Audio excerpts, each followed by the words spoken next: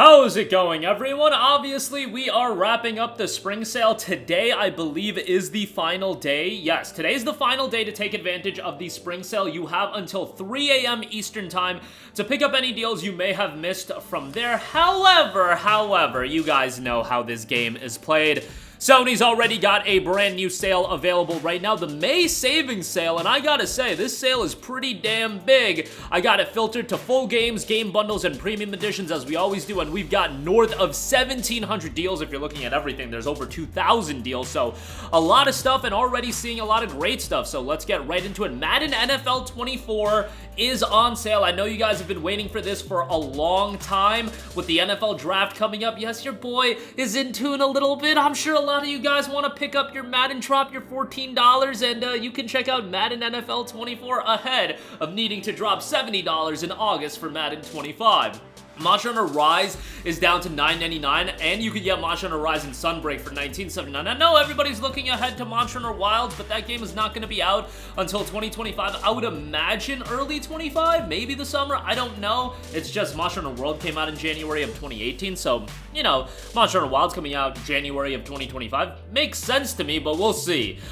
There really doesn't need to be any correlation between hitting the same month of both of those titles, although I believe Monster Hunter Rise also saw an early release the year it came out. But nevertheless, Rise, pretty good deal. $9.99 for the base game is great. $19.79 with Sunbreak is awesome as well. Hi-Fi Rush, 30% off for $21. You guys know I'm going to be recommending this game ad nauseum, and the thing is with Hi-Fi Rush, this game did hold up in price on PC and Xbox for a while. Like, even if you find it on sale on PC and Xbox, and it's been out since January of 23 on those platforms, you're gonna still be paying like 18 to 20 bucks. It's, again, a pretty expensive, so, you know, the $30 price tag for Hi-Fi was already a really great price, and getting it for $21, I think it's great. It was literally one of my favorite games of 2023. That is no stretch. I legitimately think among maybe like the top 10, and 2023 was a stacked year of game release. Hi-Fi Rush is in the mix. I thought it was so well done. Charming cast of characters, decent story, and the action gameplay coupled with the music rhythm element I thought was fantastic. $21 for that is great. Final Fantasy XVI is 15% off for $34.99. Now, that's a good price for FF16. The thing is, it's been,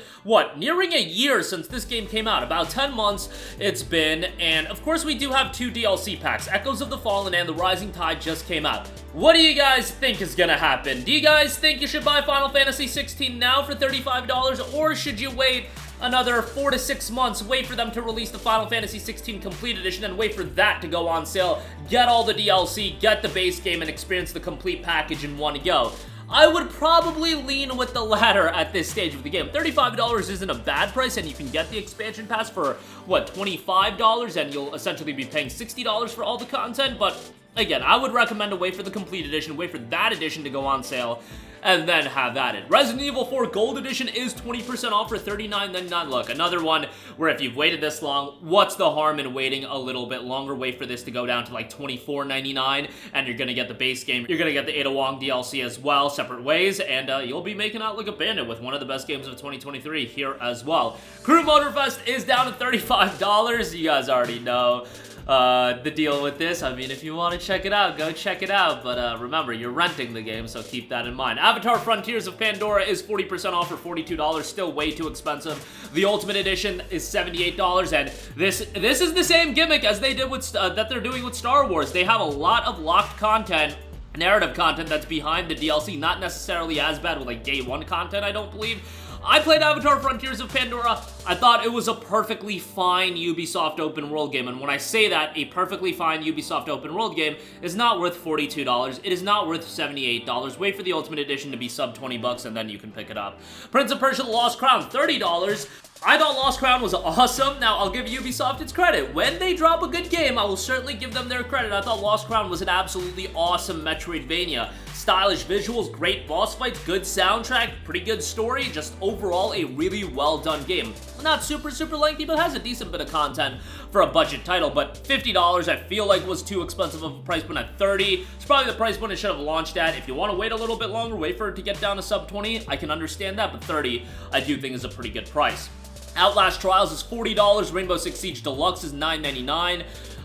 Rainbow Six Siege Ultimate is $50, so yeah, take that for what it's worth. Resident Evil Village is $16, get the Gold Edition, however, that's $19.99 if you have yet to pick up RE Village, that's a fantastic price. certainly would recommend that. Pacific Drive, 20% off for $24. You know, I couldn't get into that game. I'm just not that crazy about survival games. It's got some great aesthetics, a great atmosphere, and the narrative is actually pretty interesting and mysterious a lot of the times, and it's kind of hooking, but I wasn't a fan of the gameplay loop. If you're into survival games, it's a unique game with, you know, combining a driving game with a survival title, and I think a lot of people will find enjoyment out of it, just not my cup of tea personally. Dead Island 2 is $35, however, if you want Dead Island 2 at this point, the Gold Edition is the route to go, and it's 50% off for $45, and damn it, I would not be spending $45 on Dead Island 2. Dead Island 2 to me screams like a game that'll eventually be on PS Plus Extra way down the line, but the DLC obviously won't be, but you know, take that for what you will. You've already waited a year to play Dead Island 2, and $35, not a steep enough discount. Wait for sub 20 on that, and ideally sub 20 on the Gold Edition. Dark Souls 3, baby, 8-year-old game for $30 at the Deluxe Edition, which if you want the extra content, $42.49 for an 8-year-old game from Software. Honestly, it's honestly kind of humorous how From Software games, the Souls-like From Software games, I should say, hold up in price to this degree. $42.49 for a game 8 years old is wild. This has to be the game that, for the length of time it's been out, is holding up in price the most. Is there any other game on the market today, outside of, you know, being like a rare physical copy or something like that, but in terms of digital games, I don't think there's any game that if you go back to 8 years ago, it's still going for $42.50. I guess you could say, you know, the Rainbow Six Siege Ultimate Edition, but they constantly update that game with new content and so on and so forth, season passes, all that stuff, so you know, in terms of a single-player game with some DLC, not even the Rockstar games hold up in price that much. Like, it's wild to look at. But, yeah, you know, people love their Souls, and I can't blame them. Dark Souls 2 is on sale for $19.99, while Dark Souls 1 is $19.99 as well. Payday 3, $24. Yikes on that one. Stray is $19.79. Assassin's Creed Valhalla seeing a steep discount. The Complete Edition is $28. I mean, if you like these kinds of games, this is not a bad deal given all the content you're getting. This includes Dawn of the Ragnarok, Season Pass, Wrath of the Druid, Siege of Paris, Ultimate Pack as well, and the base game. All that for 28 bucks is pretty damn good. The base game is $12. I picked up AC Valhalla at launch with my PS5, and, you know, I had some fun with it. I am a sucker for the Viking setting. Like, that's a setting that I can just get behind, but even then, you guys know, the new Assassin's Creed games don't really do it for me. Pentiment is $13.39. That's an Obsidian Xbox release that recently got ported. Dragon Ball Xenoverse 2 Special Edition, 40% off for $29.99. If you do want to get into Xenoverse 2, I do recommend picking up the Special Edition. They got a lot of cool content that's locked behind the higher editions and DLC, and the Special Edition will get you that. You've got content like Gohan Beast. They literally added Gohan Beast, which was from the 2022 movie, to give you an idea of how much they update Xenoverse 2, and this is another game, came out back in 2016. At least it's not $42.49, am I right? Call of Duty Black Ops 4 is $19.79, RE3 is $9.99, Resident Evil 2 is $9.99. You know, those are really good deals. Dragon Ball Z Kakarot Legendary Edition, 67% off for $39.59. Hey, that's a lower price than what the Season Pass 2 initially launched for. So this will get you DBZ Kakarot, it'll get you Season Pass 1 and 2, and you'll get, you know, some other in-game items. The only caveat to this is there is some speculation there might be a third Season Pass. I don't know if that's going to come to fruition. The fact it's called Legendary Edition, they haven't gone the route of, you know, releasing a version that's called the Complete Edition, or there's no Ultimate Edition. There's always superlatives you could come out with that are going to define an even higher end edition of this. I don't know for a fact if they're doing a Season Pass 3. It's just, you know, there's still a lot of DBZ content they could cover. They haven't done DLC with Broly yet, and I said over and over again, talking about Season Pass 2, doing Broly content just seems like a no-brainer. That's mainly the reason I feel like they're gonna do a Season Pass 3. Like, why not do Broly content? And again, you've got so much other content you could go for. I don't know if they want to tackle, like, the non-canon movies, but yeah, you're telling me, like, people won't check out something like a Janemba content arc for the Legendary Edition with Super Saiyan Gogeta? Like, obviously people will check that out. But, yeah, there's a lot of directions they could go, so just keep that in mind if you do want to buy the Legendary Edition, but that's a great price, and obviously you could buy a potential Season Pass 3 after you buy the Legendary Edition, so take that for what it's worth. DB Fighters is $9.59, COD Ghost Gold Edition $19.79, Lords of the Fallen Deluxe is $39.99, Helldivers 1 is $16, so take that for what it's worth. Need for Speed Heat Deluxe, $10.49. I mean, we ain't about spending over $10 on NFS Heat. Come on now. Monster Hunter World is $9.99, and the Iceborne Master Edition is $20. That's a phenomenal deal. Kingdom Hearts All-in-One package is $39.99, which is a fairly good deal. Not down to the $29.99 it used to get to, but that gets you 1.5, 2.5, 2.8, and Kingdom Hearts 3 without the Remind DLC. So that's a little bit of a bummer not having the Remind DLC, but for all that content, that's still a damn good deal for $40. Avatar: The Last Airbender Quest for Balance is $19.99. I mean, yeah, that's kind of a joke. Assassin's Creed Origins is $9. The Gold Edition is $15. That's pretty damn good for Origins Gold Edition, so check that out. Detroit Become Human, $9.99 on that. Fantastic deal for Detroit Become Human, a very compelling narrative-driven title there. MGS5 Definitive Experience, $12. Again, that's one where I imagine it's holding up in price given they don't want to lessen the value of Master Collection Volume 2 when it does ultimately drop. Elder Scrolls V Skyrim Special is $9.99. I mean, Skyrim is a classic. Highly recommend it.